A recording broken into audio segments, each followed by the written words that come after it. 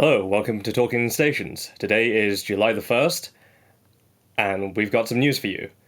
While yesterday we tried something different by bringing in somebody who was more relatable and not an expert in their field, today we've got 3 experts in their field, and people that you might have died to should you go into Lowsec and jump the wrong gates.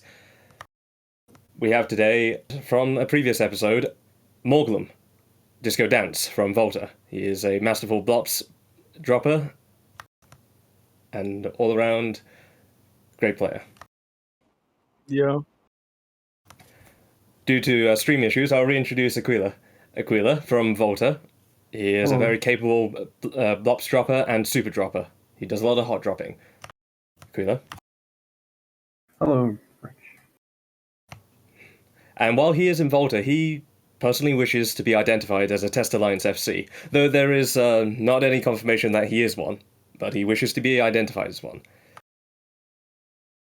With this in mind, today is July the 1st. Brundle, anything going on July the 1st today? Absolutely. It's Canada Day. Happy Canada Day to those Canadians. Happy Canada Day to those who wish they were Canadians. And happy Canada Day to those who don't even know what they are. Happy Canada Day all around. Well, today's a special day for me because I am vaccinated. And while I am certainly showing off some guns and skin, there are some new skin releases today. With the Starline Majestic skins, they are returning, and they are here until the 7th of July. Which celebrates more of a day that happens 3 days after July the 1st. But let's remember, July the 1st happens first, and it's Canada Day today, and the skins will be more relevant, say, somewhere around Sunday. Yeah, so the skins are up for 8 halls. The Guardian, T2 Amar Logistics, Abaddon, T1 Amar Battleship, Revelation, Amar Dreadout, Avatar, Amar Titan, Drake, T1 Caldari Battlecruiser, Crane, T2 Caldari Dead Space Transport, I think, and Phoenix, Caldari Dreadout, and Leviathan, the Caldari Titan.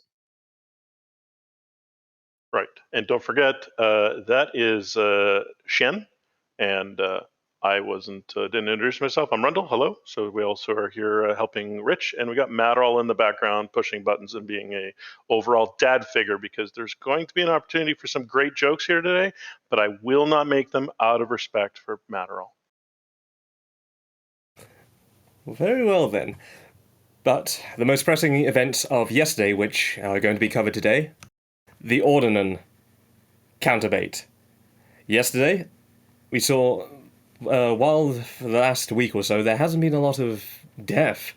Yesterday, we saw quite a bloody incident in Aunenen, which is Lowsec.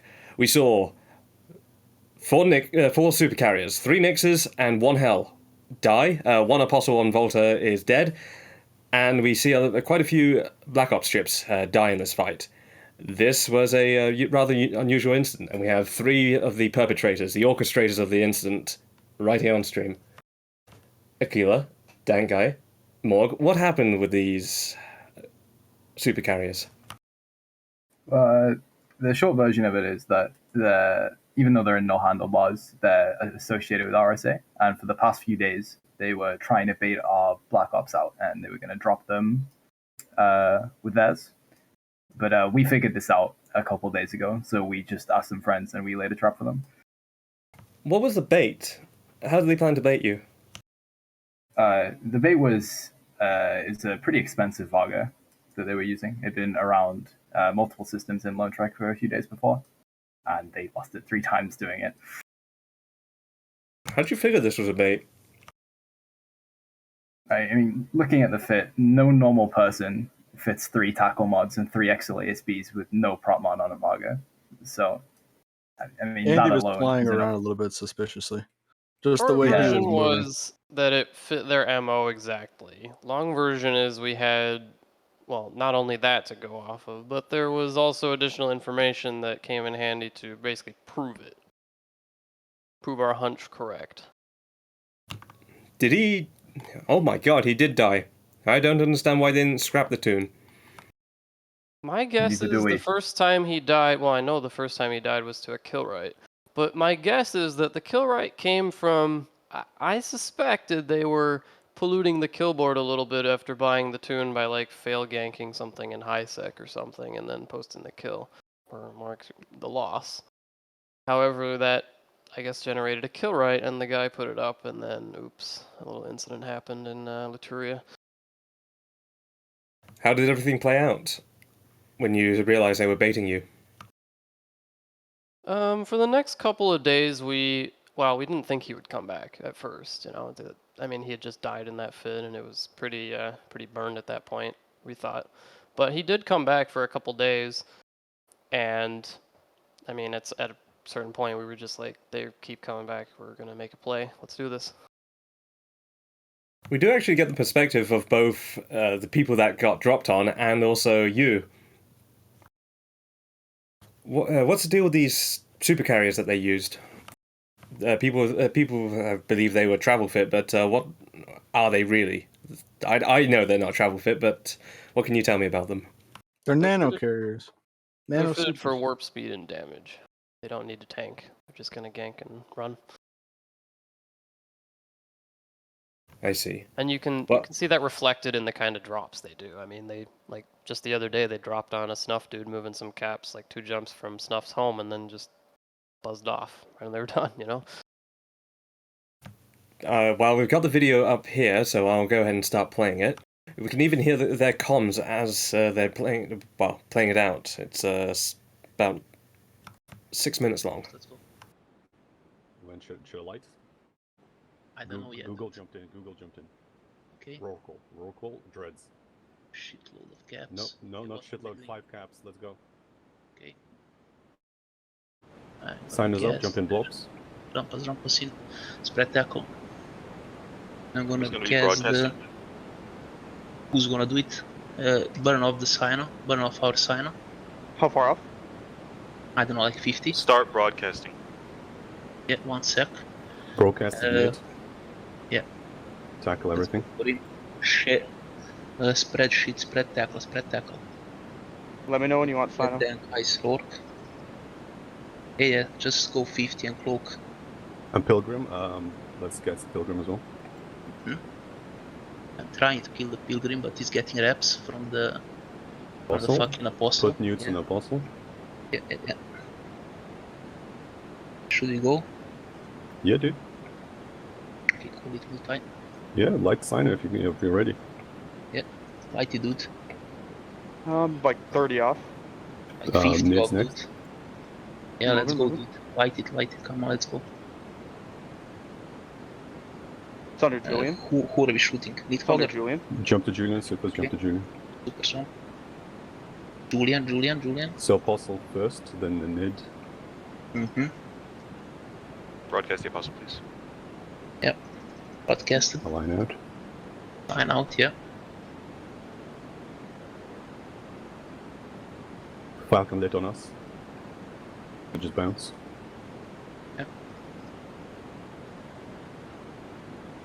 I'll pause it here, and I'll say That's at this point, fantastic. I noticed that that's your alt, Dankguy, spotted main slurper.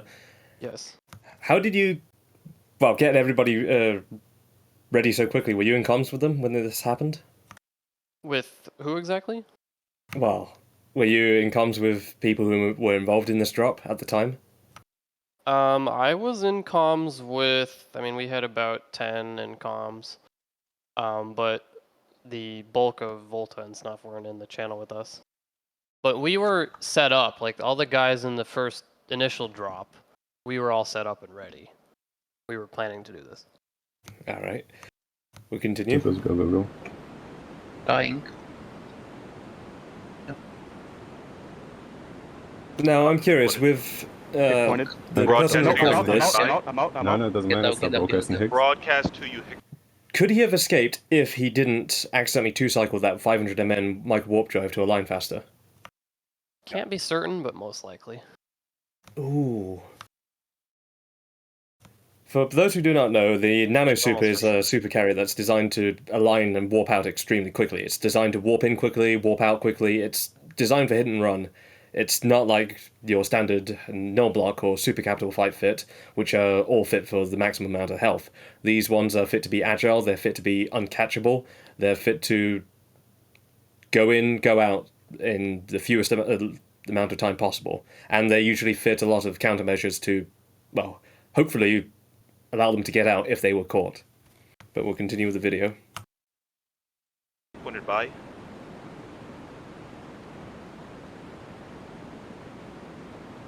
Keep gassing the Apostle, we'll need that dead.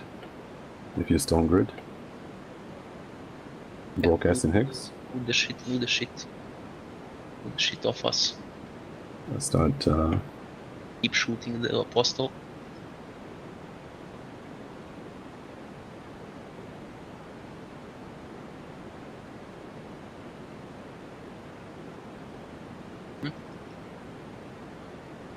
Wally the fucking Apostle, guys, let's go. He's done. Broadcast the Higgs. Spread news on the Higgs. New two.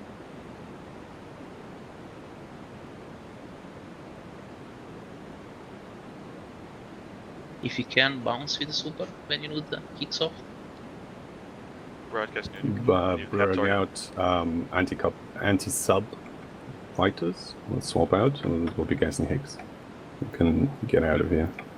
So keep broadcasting Higgs, keep gassing them. This one's the primary. Pretoria. Okay, Chinese primary. now. Pretoria, okay. Unlock Zealots, unlock all the shit, just Higgs. Then Melita. Broadcast it. Make sure you're scooping your fighters, putting long range ahead. And just put in nukes on everything.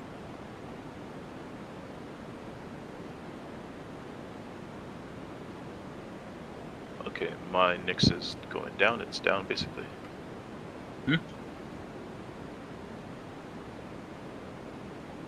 Yeah, keep gassing, boys. Keep gassing. Let's get something out. Fucking shit, so many Higgs. We got it. Finally, dude. Jesus. Keep trying to guess. Roger. Blobs as well. Pretoria is like not dropping at all.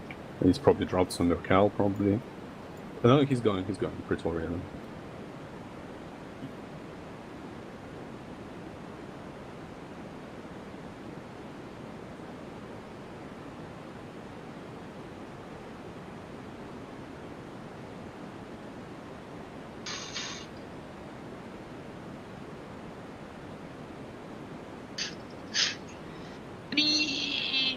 Fuck me. Is this the one? I'm dead.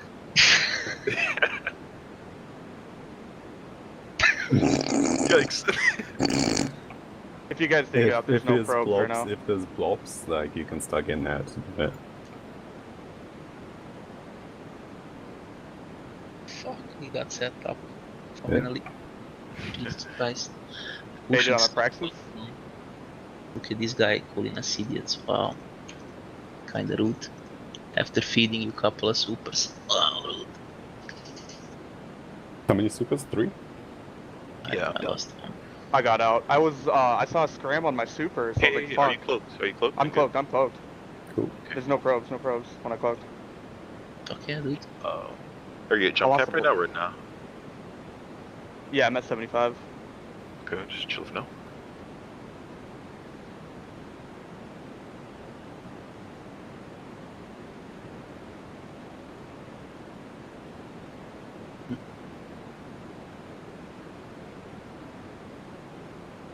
Okay, cool. Hell yeah, dude. Delete that shit.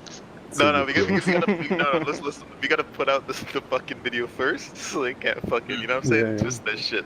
Get ahead of it. Yeah. Oh man, Well, we'll have your video playing in the background as I've got some questions for you guys, because, well, I'm actually surprised how calm they were throughout all of this, because the entire time they were just trying to newt off Higgs, get themselves off. I've seen a video of somebody losing their supercarrier before, and that would be the Revenant loss by Sir Edmund. And as soon as they saw the Tengus landed, everybody panicked, and things got really awkward, but these guys, they didn't panic at all. Yeah, I mean, I think the short of it is that, like, in the Sir Edmund video, when Jay gets tackled, they're not exactly used to getting counter dropped. It's in a safe home region. They expect it to be safe. RSA know what they're getting into when they're doing this. They know that if they fuck up, they die, and they know exactly what they need to do to maximize the chance they get out. So they're just doing that, and they're doing their jobs. Could they have done this better?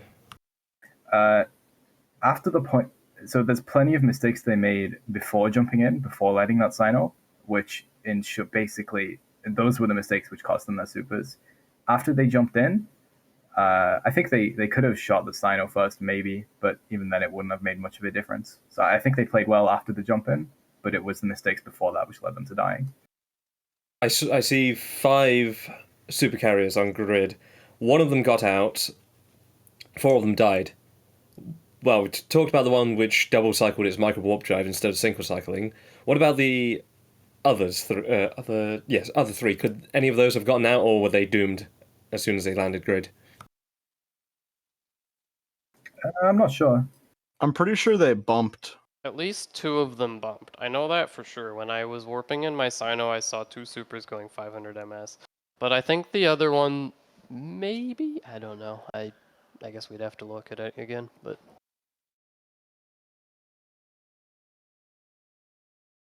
By at least that explanation, at least 2 would have been most likely doomed.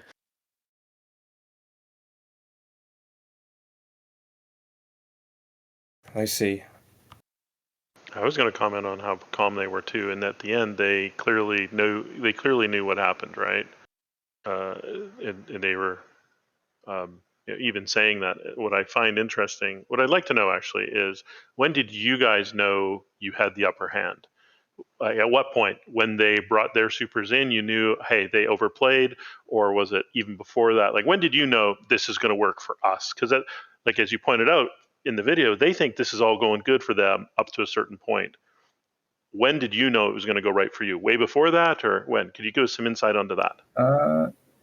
Pretty much for us, we had planned all this out. So the second they jumped their blops in, we knew at the minimum we would get the blops. Like, we were never worried. At least through that, it was all as we expected it to be. Was that fax to ensure they jumped in a super, because they wouldn't be able to do much with fax on grid with just blops is there? Yeah, it was basically there to force their hand.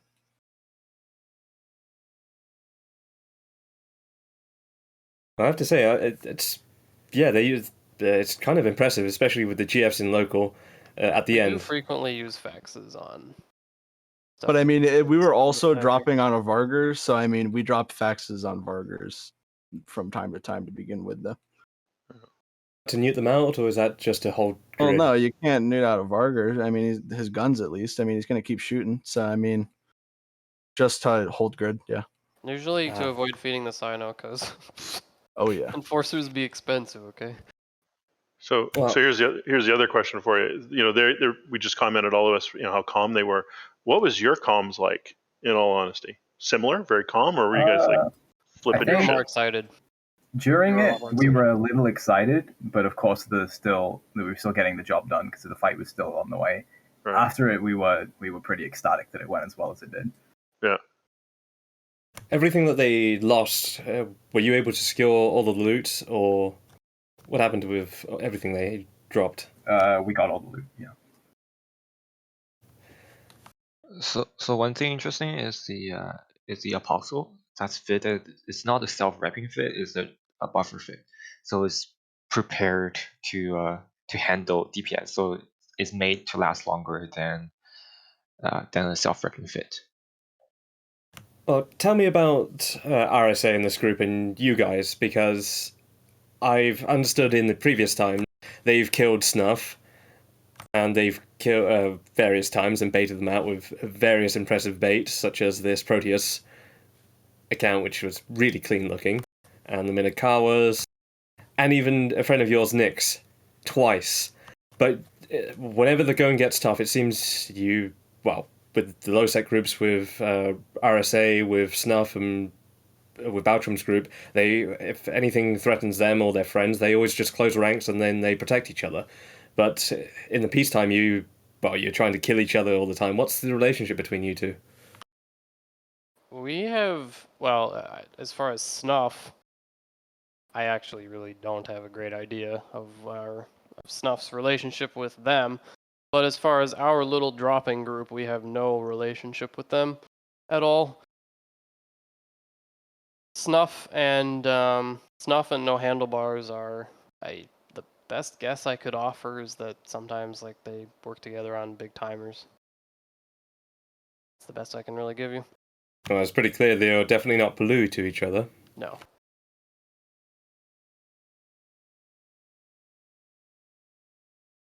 I think overall it's a pretty good lesson in how hard baiting and counter baiting can be, even if there's no master in the loop at all. Things can be hard. Oh my and sometimes God. it goes the right way. And there's no jokes there. Despite what Abby Rova, who some of you recognize, is prompting me to do in the background, I am completely behaving myself with those jokes, or lack thereof jokes. I'm curious. You say, going back to the Apostle you used to save the Cyno to prevent dying and losing a Enforcer. There have been Enforcer changes. Now, yesterday in the previous episode, myself and Chen, we speculated on the fact that not many people use the Enforcer. It's expensive, it's awkward to use, it's slow. How do you feel about the Enforcer buffs? Does this change anything you do on your account? Well, I'm probably one of the only idiots on the server who uses this stupid thing. But to me, the Enforcer is just the best of a bad bunch. And yeah, I mean the slight speed buff is pretty good. I guess it's it's going to be a little bit faster than a brick. I guess it's still basically a brick, but yeah. The extra power grid, maybe. I mean, you notice on that fit there's a Fed Navy and an Imperial plate. You can just do 2 Imperial plates. That's like maybe a couple extra EHP. All told, pretty minor changes for me personally, but I mean, at least it's not a nerf, right? Which in 2021 is, I mean, 2021 has nerfed a lot of things with dropping. Yeah. No, go ahead. Go. You were going in the same place, Rich. Go ahead. I was definitely going in the same place. The big one is the decloak devices. How they affected you guys? Do you have problems with potentially dropping as a result of these? We don't encounter them very often. To us, we view them more as just a tool for idiot trolls to use. But, we don't really encounter too many of them. I personally have yet to see one. Yeah. Is that true on the hunt for hunting and counter hunting? Like, the number of iterations. I mean, there's just the straight up, cloaky campers for monitoring, but like, is there a role for this, or what about like with the new drug as well? Maybe where it extends the duration of the cloak, and there's got to be some impact somewhere, right? The new drug it's a band-aid solution which doesn't even solve the problem. So as far as I'm aware, its current implementation on CC is that it increases the time your cloak is stabilized to 45 minutes. So that's a slight improvement because it means that the 30-minute maximum red timer of super capitals can be waited out while you're still cloaked guaranteed. But technically that's help, but in reality, the drug is expensive. You still have to take it before you cloak. And 45 minutes is still not enough time in most cases. So at least in regards of using cloaky capitals and super capitals, the change is still crippling even with its newest iteration. In regards to cloaky camping, as we've said, like when we were all seeing the stats, we all panicked thinking this is the end of it. But the reality is we haven't actually seen that many of them so far. Like, yeah, as Dankguy says, I've seen one of them being used. So... Well, we live in low sec. In null sec, they are more common, I'm told. Yeah. I lost an Arazu to one, actually. Epic. You're outplayed. Going to AFK and flying dangerous staging. Oh my god. Well, Aquilia, you did have a super carry. You had a hell. And you had a really interesting story how you got that hell. Yeah. Mm. I was given it for free as long as the injectors to fly it as a present for joining Goons. Do you still have it? No, I sold it because, quite frankly, the way I primarily used it was in nullsec, and I sold it before the announcement of the drug, But honestly, with that reveal, I don't regret it. It's basically, for my use, it's been turned into a 30 billion as paperweight. What about, well, you dropped your super with some friends and other people. Have they decided to quit it because of the decloak changes and the drugs? Well, hopefully the drugs remedy them, but have they decided to call it quits because of the decloak device changes and addition? I'm gonna be honest, Chief. They quit the game long before that. They didn't. They don't log in to see the result of that. Oh, damn. Yeah. There is one guy that I am really curious how this will affect them, because I've seen them in local, and they are a complete enigma. Nerixa and their hot dropping Revenant. Do you think this will affect their ability to do anything? Unlikely. I mean, he's still dropping to this I'm day. surprised. He just killed a hell, I think, the other day. Let's check. I'm surprised he. Well, did you ever do any drops with him, Aquilia, or who does he drop with? Dankguy, I think, has done some with him, ago. but yeah, it's a long time ago. I mean, I've never dropped really, with him. my take, at least in the context that he's using his super, is that, I mean, he doesn't really have a whole lot to worry about as long as, I mean, it just means he has to think at least somewhat about where he's going to cloak. I'm surprised nobody's caught him out. I feel that it would only really come into play if someone actually made a really solid effort to try and catch him. That would, they would have to send a lot of probers around, follow all his sinos around, and force his hand into decloaking, Has anybody come close to catching him? I'm surprised nobody's tried something like logging off a hick on something or tried to bait him out. Checking on his kill board, he has not lost a single super carrier. All these lost so far are, well, some fighters. That's fighters. He has not lost anything otherwise. Has nobody? What's the problem with baiting him out? I mean, the first problem is that the Revenant itself is it's such a slippery ship. It's insanely tanky. It's insanely fast. You can't scram it to slow it down. And at least with his fit, he's got very expensive officer smart bombs on it, which make it essentially impossible to bubble. It also aligns in 8 seconds because of his 10,000 MN AD. Oh, no. How fast does it go? Well, I don't know his exact fit because quite obviously he hasn't revealed it. But overheating with skirmish links, overdrives, and high-grade snakes, he's like 1.1k a second. The speed of a Revenant on AB depends greatly on the fit and also the pod. And understandably, he hasn't revealed either. What about hick points and webbing him down? Does that do anything? Well, supers have 50% web resistance across the board, so you can slow him down by webbing him, but it's difficult, and you're going to need very expensive Vindy webs, which the supers kind of eat Vindies, Vigilance, and Dead Devils alive, so it's going to be hard to keep him webbed for long. Yeah, and I'll give the nullsec perspective. Like, I think we have encountered him in nullsec before. Essentially, what happens is that, like, as long as he's out of our space, we're 100% fine with him. Like, there's no point to chase him as a nullsec alliance as long as you're sure that he doesn't harm you in any way. But that's pretty much what he does. He just endlessly drops rockballs and supers. Well, I have to say, no, he's done more than that, because right here, he's also dropped Vitone and Maxine Antilles in their 2 Vargas. And I know the story behind this, because these two found a Nidhogger, pointed it, and then right on top of them, let's see, they probably posted it, a Rapier logged in and grabbed the both of them, and they both died. So the man, well, he's got alt accounts through the roof, and he's even got bait accounts set up. Bait, definitely injected Nidhogger. Unfortunately, that Nidhogger is not on Z-Kill, so it remains clean for now. But, I mean, his thing is that he likes having the drone lands as his hunting area. And if people compete with him and try hunting what he sees as his kind of stuff, he just kills them. And he's pretty damn good at it, so... One quick question back on the drug, right? So just a kind of an introspective, all three of you guys, I'd like to answer. How much time would you want the drug protection to go out to make it worthwhile for you guys to be excited about it existing versus it's not important?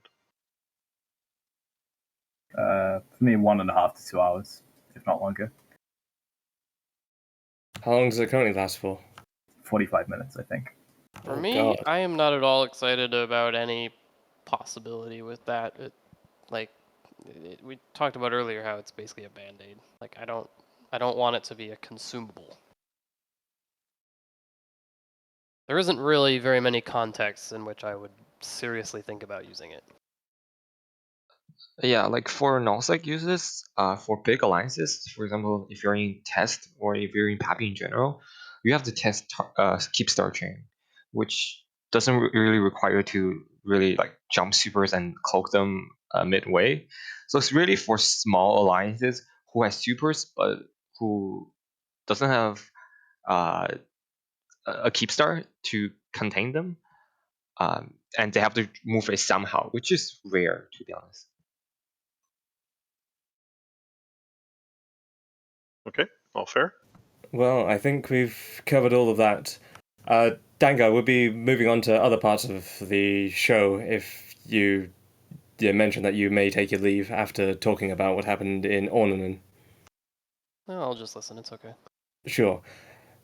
That's fine. Well, aside from these supercarriers, another supercarrier did die, and that supercarrier belonged to Literally Triggered, who is part of Winter Coalition. And it's sloughed out again, and they've been able to kill multiple supercarriers, super capitals in Fraternity recently. Apparently, they've begun a full-scale deployment to attack Fraternity and WinterCo.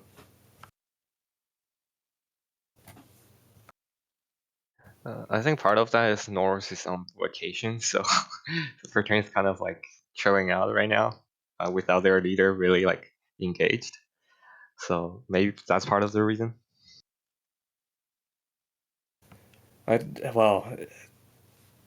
They were attacking at 1807. That would be that's not a strong time for the Chinese time zone Fraternity at all. I mean, with that fit, they can't do anything if it was in their strongest time zone. It's got like no tank. Oh. Yeah, this is a standard ratting fit. You see strong damage amplifiers, faction ones, in low slots, and you see tracking speed. Usually this kind of fit, it dies like instantly almost with dread bombs, or either he.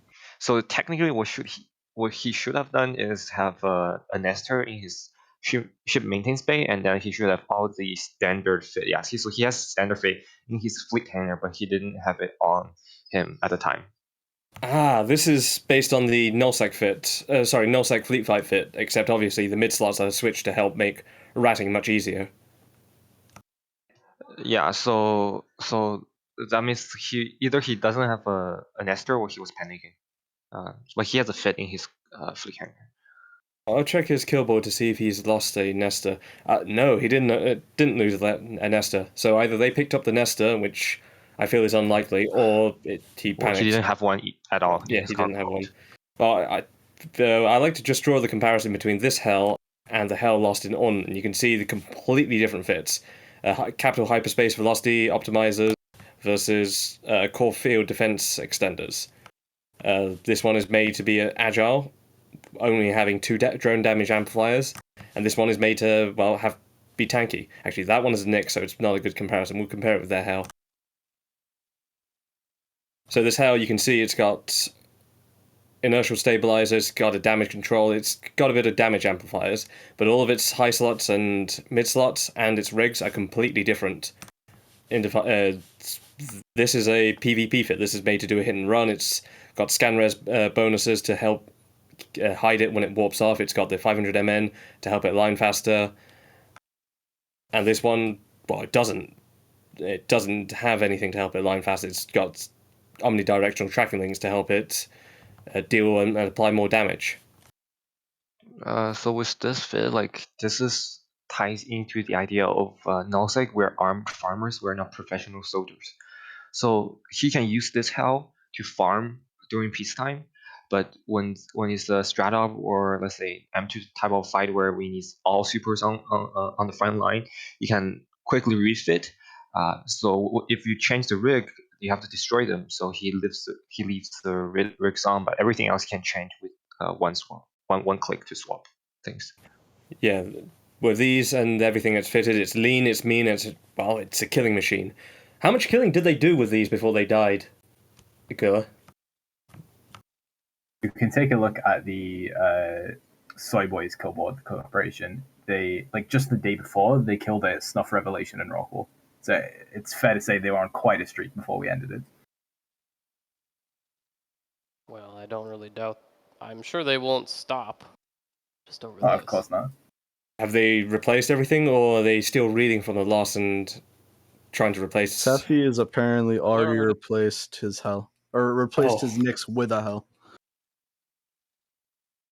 Oh, hopefully he aligns out faster with a hell compared to a Nyx, but he'll be losing out on that damage.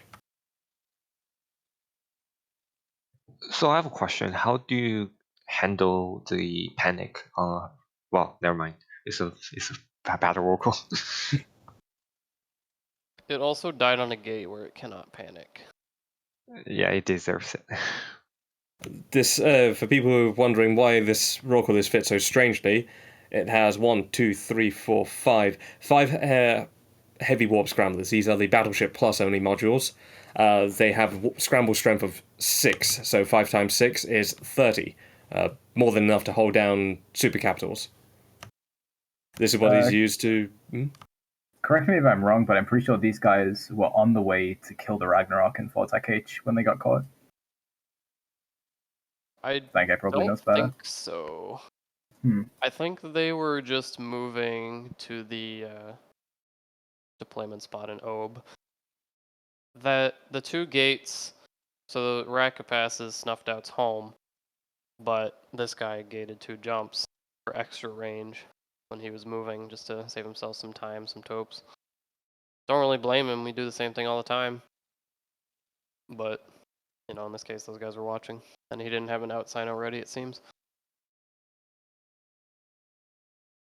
Is there a way for him to? Well, if he had an out sign already, he would have gotten out, right? This, or would they have been able to point it with something else?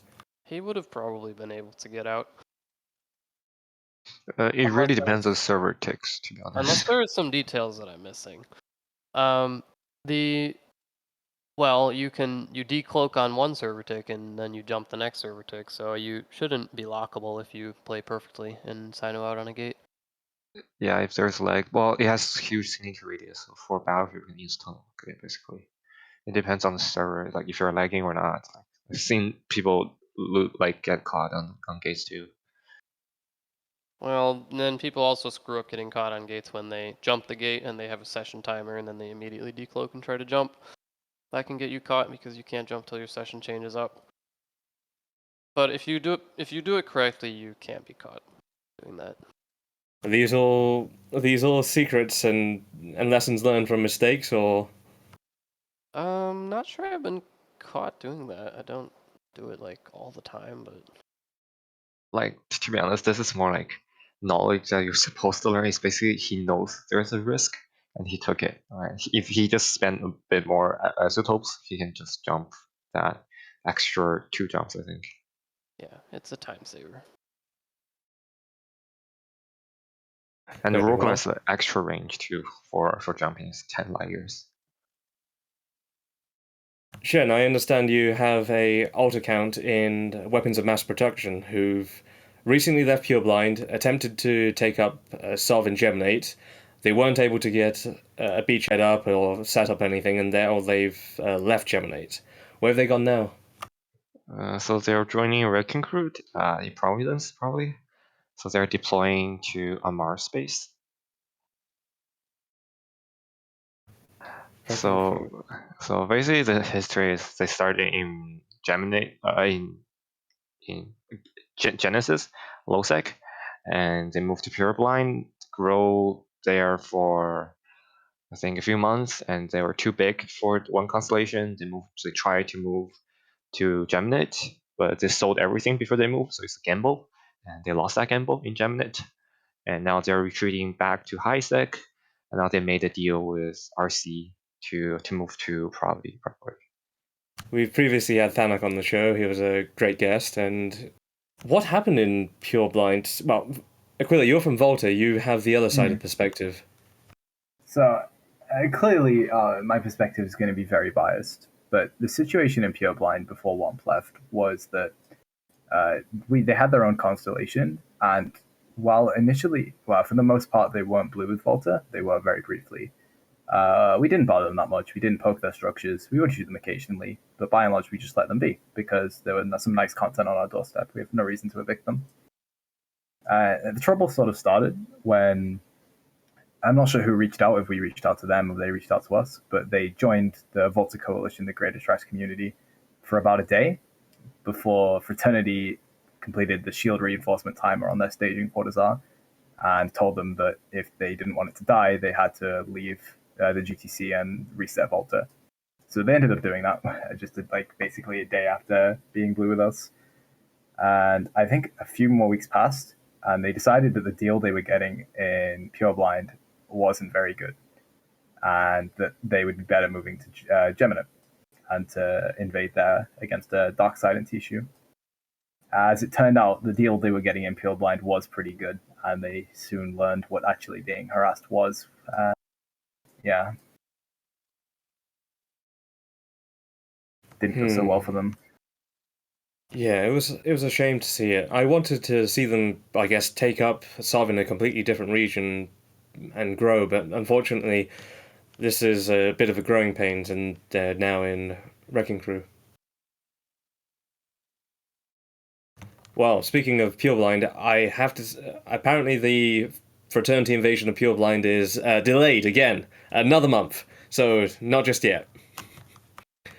Will you be in the fleets during the Pure Blind invasion, Aquilia, or is that not your thing? I'm not a fan of F1 pushing, but please burn our home. That, but I mean, if the fleets get interesting, which they were at the start, I recall some fight where Fraternity fed about 120 bill over Recitio. I think we fed like 20. It was a huge dunk for us. And if we get more fights like that, then I'll definitely show up because that looks fun.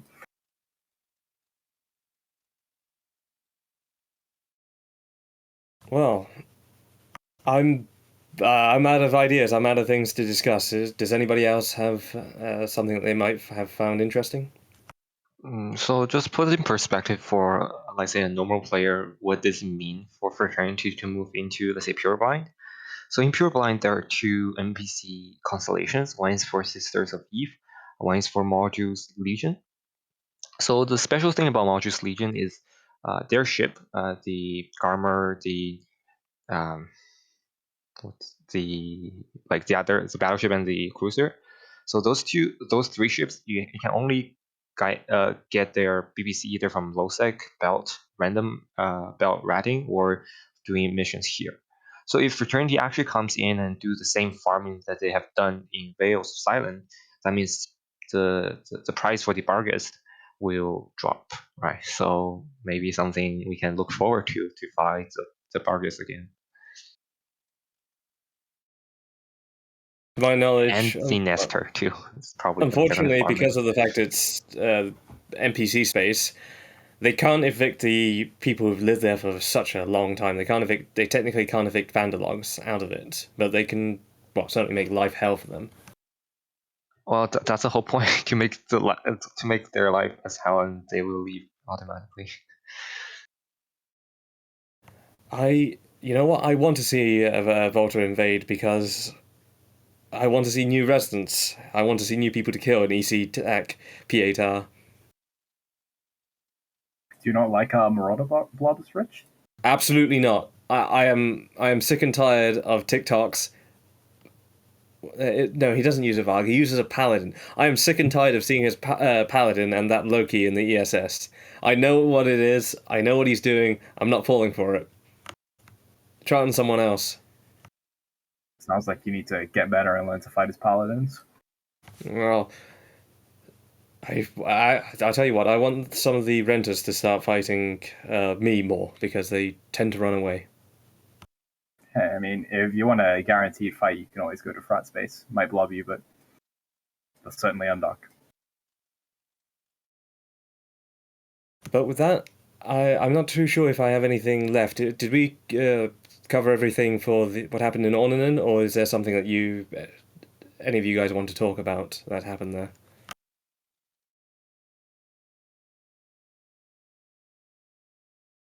Not me. Nope. Silence sounds like the majority. Sounds like the majority. Well, I believe that's everything today, unless something is happening right now. No, I think we're going to, if we're done, we're going to raid Nth Dimensional. We're going to move on and give the audience something else to watch. Well, thank you very much, Aquilia, Dankguy, morglum, for coming on to talk about what happened in Aunenen and probably one of the greatest counterbaits of all time I've seen. I certainly want to talk to Rusky and hear with him what's happened. Though, when I do that, I don't know, because Baltram is way addicted to playing other games. I haven't been able to talk to them recently. But I believe that's everything we have for today on Talking in Stations. Thank you, everyone. Happy Canada Day.